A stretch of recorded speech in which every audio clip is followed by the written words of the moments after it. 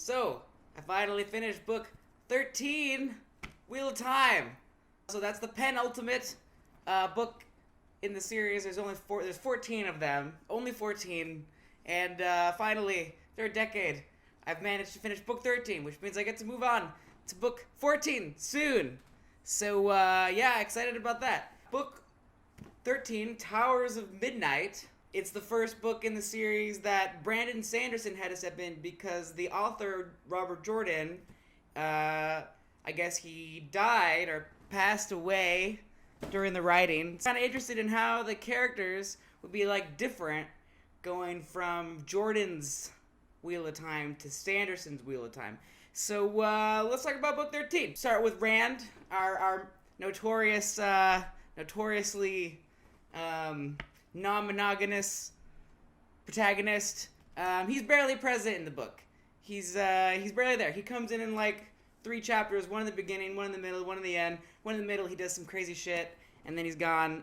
He's basically not even in this book, which is 1,200 pages. So Rand's basically not there. Everyone else is though, and they're all just talking about him for the whole book. So one of the other main characters, one of the other Taverns, Matt. Matt in this book, he's in Brandon Sanderson's version of Matt, he's gotten even more of like a lecherous old man in the body of a 20-year-old than he was before. Somehow, even though he's now a married man, and he talks about that a lot, he's always he's just constantly sizing up women.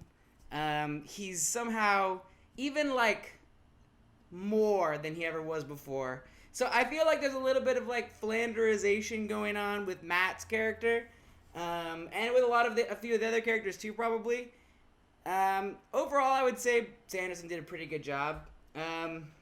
But Matt's storyline, that was one of the main ones in this book, and for a lot of it, he kind of hung out with in Andor, but towards the end, he finally did his thing with the eel fin and the ale fin. I gotta say, their final interaction there in the Towers of Midnight, I was a little disappointed just on how simple the ale fin and eel fin turned out to be. They didn't really feel like they had kind of a mysteriousness before, and I feel like that was kind of just like they oversimplified it, and then turned it into like the snakes and foxes game.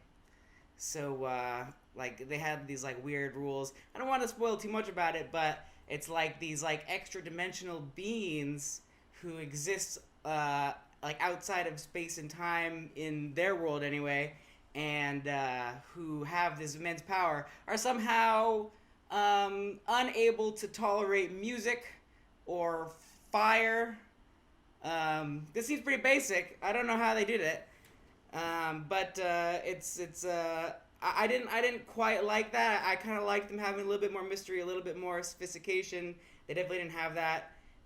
Matt's storyline, he's always amusing. He's a little bit too sleazy, but that's Matt, I guess, especially Sanderson's Matt. What can you do?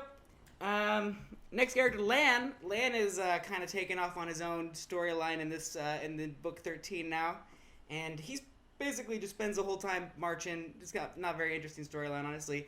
He's got quite a number of chapters or partial chapters in here, and basically does very little.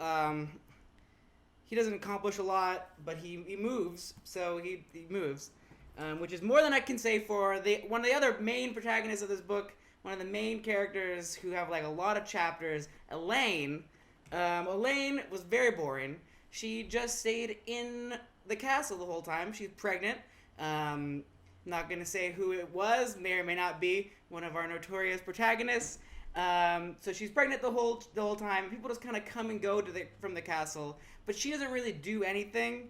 And I feel like her whole storyline could have probably just been left out.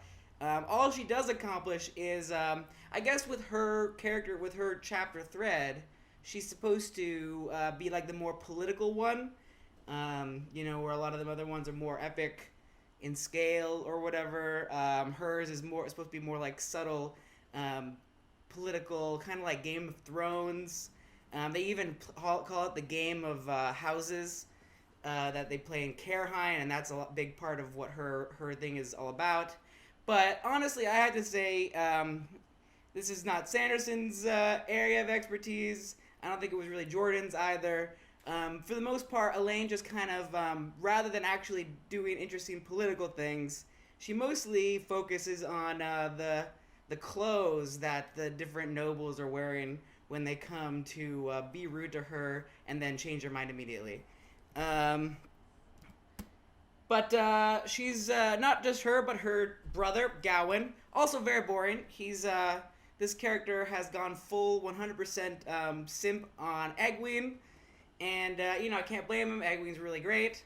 But, it's not interesting character to read about when all he's doing is mooning after Egwene the whole time and sad that she doesn't want him to, stalk her bedroom or whatever to guard her from assassins. It's like, okay, Gawain, I mean, great. I don't need, 8-10 chapters about this.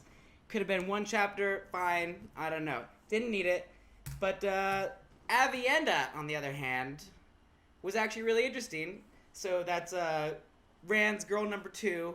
Avienda, she's just hanging in the desert. She only got 1 or 2 or 3 chapters or so.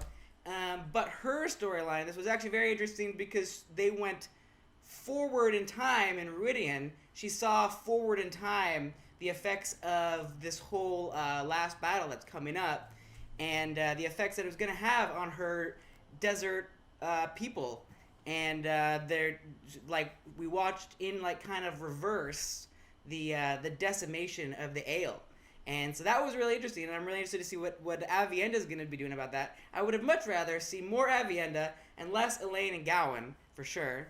But Egwene had a really good storyline in this. She is proven, they always talk about the 3 Tavern guys, but Egwene, 4th girl, who's also from the same town, I think she's proven to pretty much be a Tavern herself. She's, the head of the White Tower now, and she does a lot of stuff.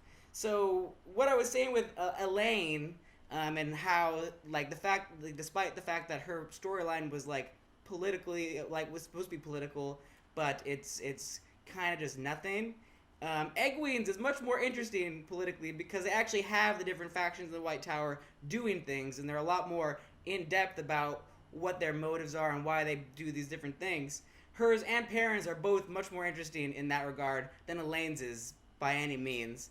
But so Egwene had a really good storyline. She does all the things. She's interacting with every organization imaginable as the Amarillan seat, and she's just kind of kicking ass. This book, along with some other books, but Sanderson, one area where he did do really well is going into the mechanics of Teleron Riyadh, the dream world, where he really goes more in depth than we've ever gone before into how things kind of work, especially in Perrin's storyline. And both Egwene and Perrin are obviously very dream world oriented, so it's really interesting to see how their different methods of kind of engaging in that world, and then how that affects what they can do in it is really interesting to see. But I liked Egwene's storyline a lot. Thought it was interesting. I am a little wondering. It's do you really think that you she seems a little bit do you really think that you should take on the Dragon Reborn? Are you that high and mighty now that this person who's supposedly everybody in the whole world agrees is fated to save the world, you're supposed to fight him now right before the last battle? That's what you believe, Egwene? It seems like you're a little kind of up there if you're thinking that. But, that's Egwene. She's kind of just swiftly ascended to one of the most powerful seats, so I guess that kind of happens. So I'm interested to see that confrontation, which I think is going to happen in the beginning of the final book, how that's going to go down. But Egwene's been a really interesting storyline. Perrin, also, been a very interesting storyline. He's been doing a lot of stuff. Never would have expected him to do so much. He always seemed kind of like a low-key character, but time and time again, he's proving that he's very much kind of in the charge of a lot of stuff that's going. He's now amassed this giant army somehow. This guy, and and he just keeps kind of doing it. He's been like going into the dream world, fighting against Forsaken or whoever that guy was. He's been doing all kinds of stuff, and he's even somehow managed to get the White Cloaks under his banner now. So his storyline's been really interesting. Been really glad to read about that. I think Sanderson did a really good job going into like the mechanics of how the different magics in the world work, how the dream world work. I don't think he's really killing it with the like the politics, and I think the characters they've gotten a little bit more whereas Jordan like almost verging on parody, whereas Jordan would like very often write like the girl tucked her arms underneath her breasts and like did this or whatever. He does it like every chapter. Matt has become ridiculously sleazy. Elaine is just like so vapid, and a lot of the characters have just like a little bit more like kind of like all up in themselves. But it's still really entertaining, really good, and I'm really excited. Book 14 finally happening. This is it's been going on forever. I haven't been trying too hard to read these books, but finally made it. Book 14. We're here. Memory of Light. Super stoked.